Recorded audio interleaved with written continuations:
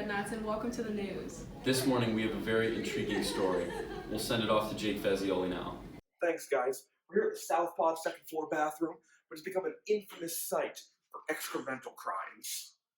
Luckily, this door has been unlocked. Usually, they've been keeping this door locked to prevent people from clogging the toilet. I've been observing here day after day. Every morning, my first hour, there is always a stinky toilet stuffer. Let's go check it out. Now, I may or may not be able to show this on camera. Let me go check.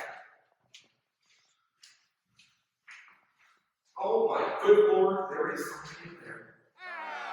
It is currently 8:10 a.m. and that toilet is clogged. Do I need any more proof? We're about to go interview some people. We have breaking news from our field reporters. Send it back out to Jake. We got breaking news. The toilet's been clogged. Let's go talk to Mr. Mack. Mr. Mack. Mr. Mack, we have breaking news. The toilet has been clogged. What do you think about these gastric crimes against humanity? I think once you become 13, 14 years old, you shouldn't forget how to flush the toilet or wipe yourself or do both things together. Do you think this is one person or do you think it's a group effort? I definitely think we have some team bonding going on, and that makes it even worse. Who do you think it may be? Any suspects? I'd like to know where Mr. Heike's been all morning. There you have it, folks. Mr. Heike's our culprit. Catch you on the flippity flip. I'm here with Kevin Sislow. His classroom's right there, right across from the bathroom that's been infamous for its hate crimes against humanity and our nostrils. So, what do you think about the toilets have been clogged? What do you think about the toilets that are being clogged lately? I would love to do a psychological study on the human beings that do this to another human being. Doing that to our custodial staff, not cool. Is a god-awful thing to do. Do you think it's one person or do you think it's a group effort? From the looks of it, it looks like it's a group effort. I don't know if that's humanly possible from one individual. Do you have any suspects in mind? Because we asked Mr. Mack the same question and he said he thought it was Mr. Heike. No, Mr. Heike, he can't do that. I've seen the man eat. That's not possible. You heard it here first, folks. Back to you guys. Thank you, Jake. Next up is Robert with the weather. Alright, up here in northeastern Canada, we have a heat front pushing through from the east. We're going to have about highs of 86 degrees up here on Thanksgiving.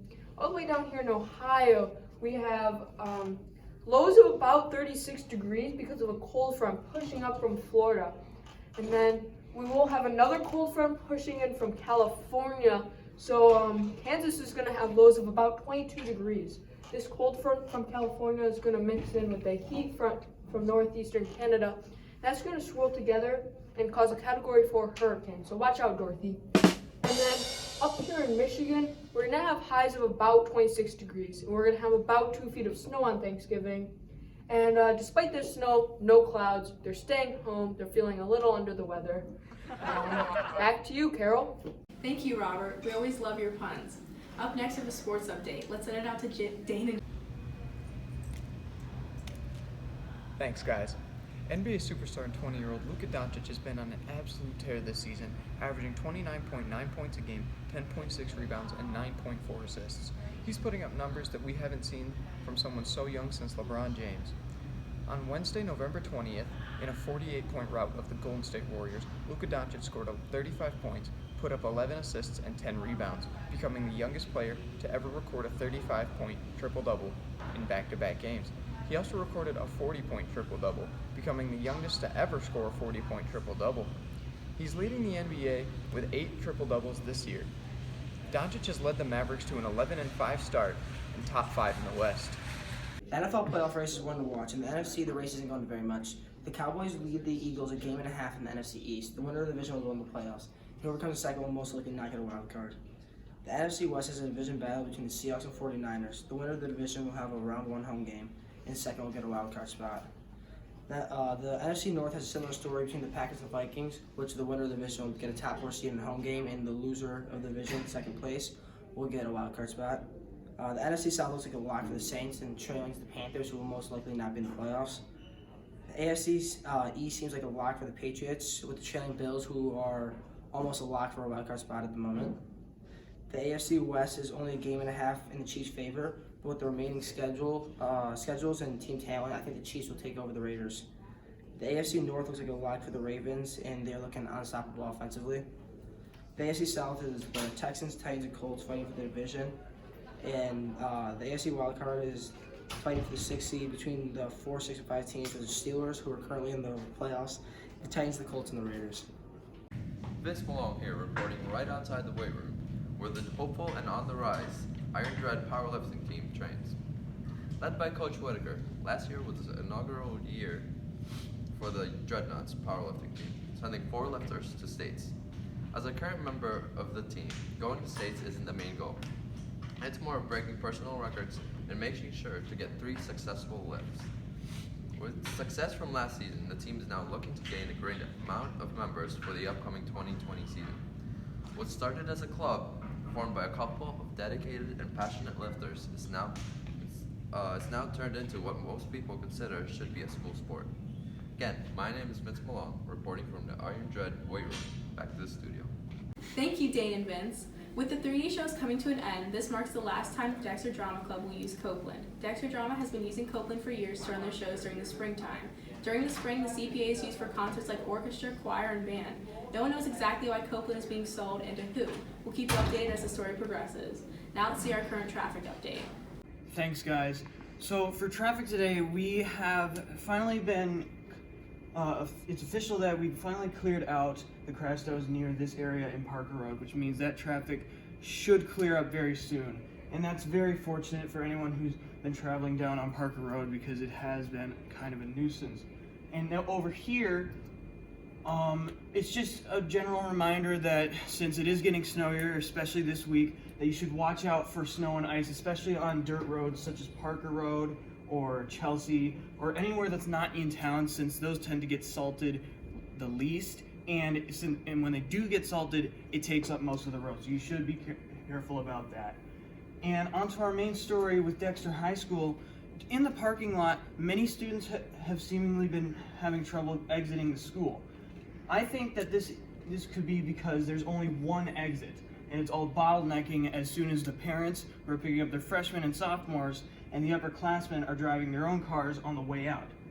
Now, they could use this road as well, but it seems to be very hard because of how small it is. Now, another reason why the bottlenecking occurs is because of bad parking. If you are a student and you park, let's say, like this across a parking lot, then it's going to be very difficult for you to get your car out of the way, as well as for others to get through because of your car jutting out, which can cause major problems for parking.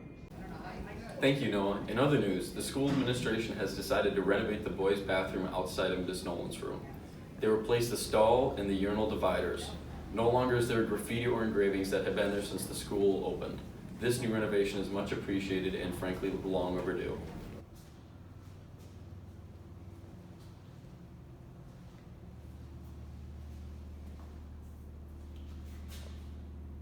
Great story, Connor. Now to Nick in the basement. Alright, so we are in the Dexter High School basement. We're going to do a tour of the basement. Let's go this way. Right here we have what appears to be a school garden.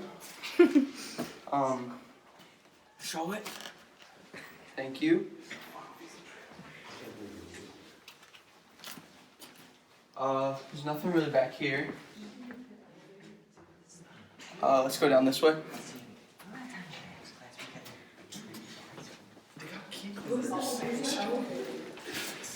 Make way.